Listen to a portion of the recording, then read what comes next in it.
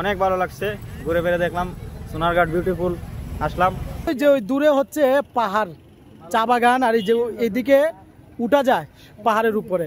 আমরা এখন বর্তমানে আছি হচ্ছে ঢাকা সিলেট হাইওয়ে সড়ক, আর একটু পরে আমরা যাচ্ছি বিউটিফুল সোনারঘাট। সোনারঘাটের সমস্ত সৌন্দর্য আজকে আপনাদেরকে দেখাবো। অবশেষে আমরা আইলাম এই যে বিউটিফুল সোনারঘাট। এইটাই আর অল্প কিছুক্ষণের ভিতরে আমরা চা বাগানে প্রবেশ করব। আমরা এখন তেলিয়াপাড়া বাজার থেকে অনেক দূরে চলে এসেছি। এই চা বাগানের সাথে কিন্তু আপনার লেক আছে, এই যে ওই পাশে আমি একটু দেখাচ্ছি আপনাদেরকে, দেখেন।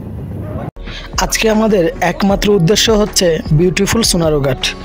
সেখানে চা বাগান আর পাহাড়ের মাঝে লেখা আছে বিউটিফুল সোনারঘাট।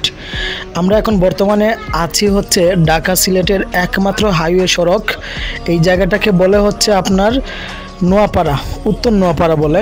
যাই হোক, অনেকেই চিনবেন বা অনেকেই চিনবেন না। আর হয়তো কিছুক্ষণের ভিতরেই আমরা পৌঁছে যাব। তবে যাওয়ার পথে এই সড়কটা একটু উপভোগ করেন। দেখা যাচ্ছে সড়কের দুই পাশেই কিন্তু খুব ভাঙাচোরা অবস্থা। এখানে আসলে বর্তমানে আছে হচ্ছে 2 লেন রাস্তা, এটাকে 4 লেনে উন্নতি করা হবে।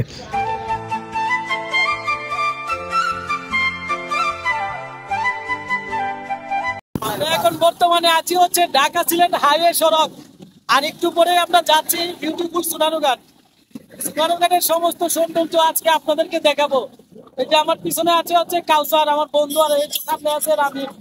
তো বন্ধুরা, এখন আমরা আছি হচ্ছে ঢাকা সিলেট হাইওয়ে মহাসড়কে।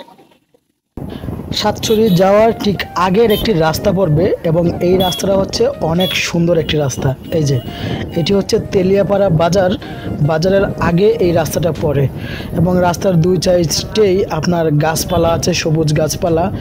তারপর মাঝখান দিয়ে সারি সারিভাবে টমটম, সিএনজি, লোকাল গাড়িগুলো চলাফেরা করতেছে, এবং রাস্তাটা কিন্তু বেশ সুন্দর। আর বলতে বলতে আমরা ইতিমধ্যে কিন্তু তেলিয়াপাড়া বাজারে চলে আসলাম। এখন ঠিক সোনারঘাটের আগে আছি, এটা হচ্ছে তেলিয়াপাড়া বাজার। তেলিয়াপাড়া বাজার বলে এই জায়গা থেকে, এই বাজারে আমরা আছি। বাজারটা এখন খুব বেশি ভিড় দেখা যাচ্ছে, লাইট ফুট সব কিছু জ্বলতেছে। আর হয়তো অল্প কিছুক্ষণের ভিতরে আমরা বিউটিফুল সোনারঘাটে পৌঁছে যাব।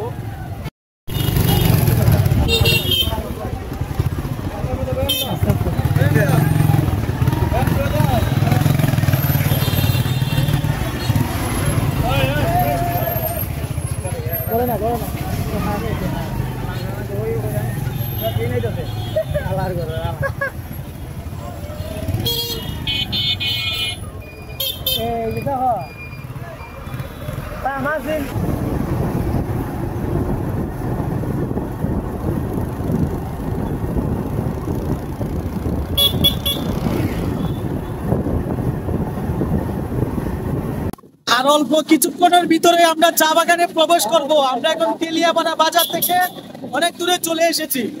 তো বন্ধুরা, এই দেখেন, বলতে বলতে আমরা চা বাগানে চলে আসলাম। এই দেখেন,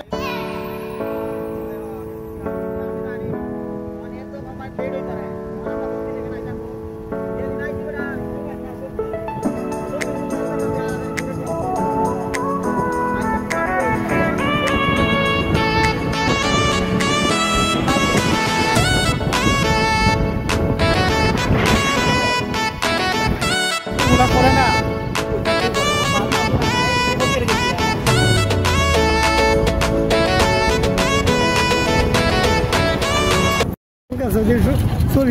অস্থির উঠল, পুরোটা সূর্য লাগে এই জায়গাটা। হালকা উদ্বোধন হয়েছে, হালকা বলে উদ্বোধন হয়েছে।